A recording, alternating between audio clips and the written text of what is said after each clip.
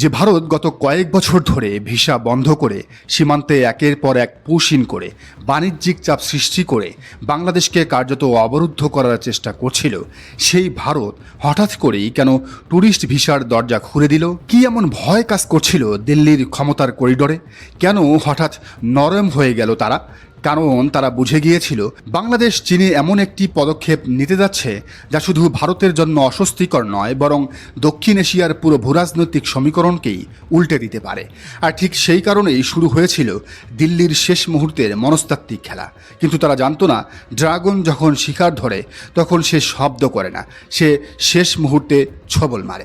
Beijing সফরের ঠিক আগে পরিস্থিতি ছিল অদ্ভুত উত্তেজনাপূর্ণ। কয়েক মাস ধরে ভারত একের পর এক চাপ সৃষ্টি করছিল ঢাকার উপর। সীমান্তে উত্তেজনা, বাণিজ্যে অঘোষিত বাধা, ভিসা কার্যক্রম স্থগিত, সব মিলিয়ে একটা বার্তাই পরিষ্কার ছিল, বাংলাদেশ যেন ভারতের অনুমতি ছাড়া অন্য কোনো কৌশলগত শক্তির সাথে সম্পর্কে না যায়। কিন্তু হঠাৎ করেই দিল্লি তাদের অবস্থান বদলালো। যে ভারত এতদিন বাংলাদেশি নাগরিকদের জন্য ভিসা কার্যক্রম প্রায় বন্ধ রেখেছিল, তারাই আবার ট্যুরিস্ট ভিসা চালু করলো। কেন? রাজনৈতিক বিশ্লেষকরা বলছেন এটি ছিল এক ধরনের কূটনৈতিক টোপ। দিল্লি চাইছিল বাংলাদেশের সরকার প্রধানকে কিছুটা নরম করা যায় কিনা, যাতে বেইজিং গিয়ে এমন কোনো বড় কৌশলগত চুক্তি না হয় যা ভারতের নিরাপত্তা এবং আঞ্চলিক আধিপত্যের জন্য দীর্ঘমেয়াদী বিপদ তৈরি করবে। এরপর শুরু হলো চীন সফর। প্রথম দিন গেল, দ্বিতীয় দিনও পার হলো। ভারতের নীতি নির্ধারক মহল, গোয়েন্দা সংস্থা, থিঙ্ক ট্যাঙ্ক এবং মিডিয়া তখন একেবারে তীর্থের কাকের মতো বসেছিল কোনো বড় ব্রেকিং নিউজের আশায়। কিন্তু অবাক করার মতো ঘটনা ঘটল। খবর আসতে লাগলো বাংলাদেশ এবং চীনের মধ্যে কিছু সাধারণ সমঝোতা স্মারক বা MOU সই হচ্ছে।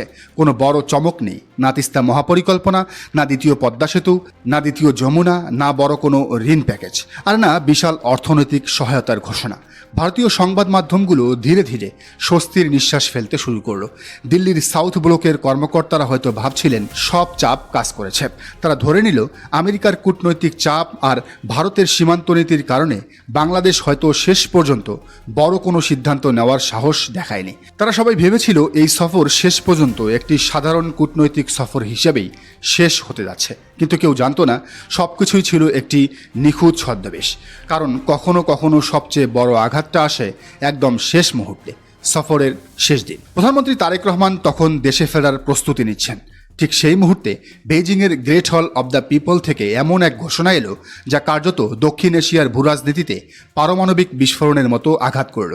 ঘোষণা হলো মিয়ানমারকে যুক্ত করে চীন বাংলাদেশ অর্থনৈতিক এবং বাণিজ্যিক করিডোর চালু করা হবে। মুহূর্তের মধ্যেই ভারত, বিশেষ করে কূটনৈতিক বিশ্ব বুঝে গেল এটি কোনো সাধারণ রাস্তা বা কানেক্টিভিটি প্রকল্প নয়, এটি একটি গেম চেঞ্জার, এটি একটি আঞ্চলিক শক্তির মানচিত্র। অনেকের কাছে মনে হতে পারে একটা রাস্তা তৈরি হচ্ছে, এত বড় ব্যাপার কি? কিন্তু বাস্তবতা অনেক গভীর। বাংলাদেশ এতদিন স্থলপথে কার্যত ভারতের ভৌগোলিক বলয়ের মধ্যেই আটকে ছিল।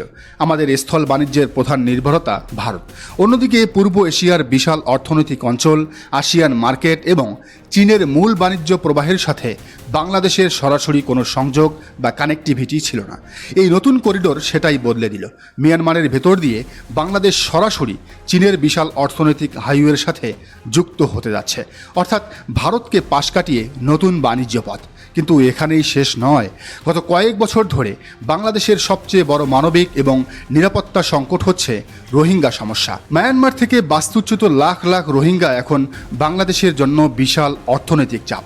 বাংলাদেশ বহুবার আন্তর্জাতিক সম্প্রদায়ের কাছে গেছে, ইউনাইটেড নেশনসে গেছে, কূটনৈতিক আলোচনা হয়েছে, কিন্তু কোনো স্থায়ী সমাধান আসেনি। কারণ মিয়ানমারের সামরিক জান্তা কারো কথা শোনে না।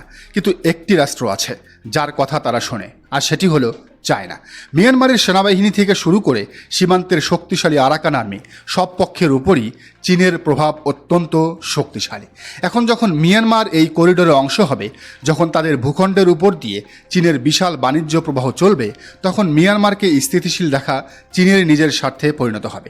আর তার মানে বাংলাদেশ কার্যত রোহিঙ্গা সংকট সমাধানের দায়িত্ব কৌশলে চীনের কাঁধে তুলে দিল।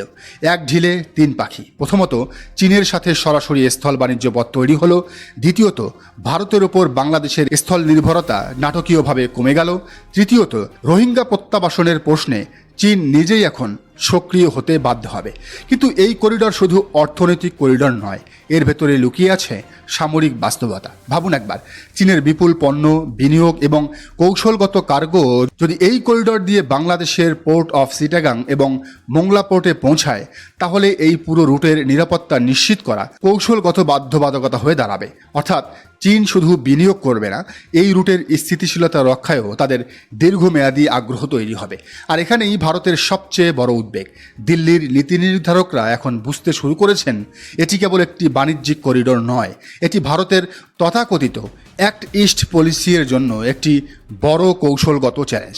বিশেষ করে ভারতের বহুল আলোচিত শিলিগুড়ি করিডর, যেটিকে অনেক সামরিক বিশ্লেষক চিকেন স্নেক বলে অভিহিত করেন, তার আঞ্চলিক গুরুত্ব নতুন বাস্তবতায় চ্যালেঞ্জের মুখে পড়তে পারে। সবচেয়ে বড় বিষয় হলো প্রধানমন্ত্রী তারেক রহমান দেশে ফিরেছেন, হাতে হয়তো কোনো সামরিক চুক্তির কাগজ নেই, কিন্তু তিনি ফিরেছেন এমন এক ব্লুপ্রিন্ট নিয়ে যা বাংলাদেশের ভূরাজনৈতিক অবস্থানকে নতুন উচ্চতায় নিয়ে যেতে পারে।